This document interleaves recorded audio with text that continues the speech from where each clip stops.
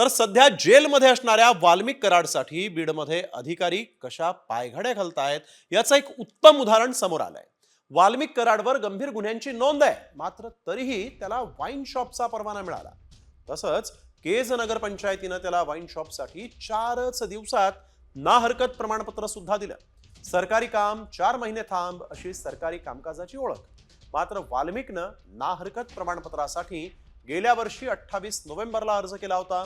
त्याला लगेच 2 डिसेंबरला ना हरकत प्रमाणपत्र मिळालंय.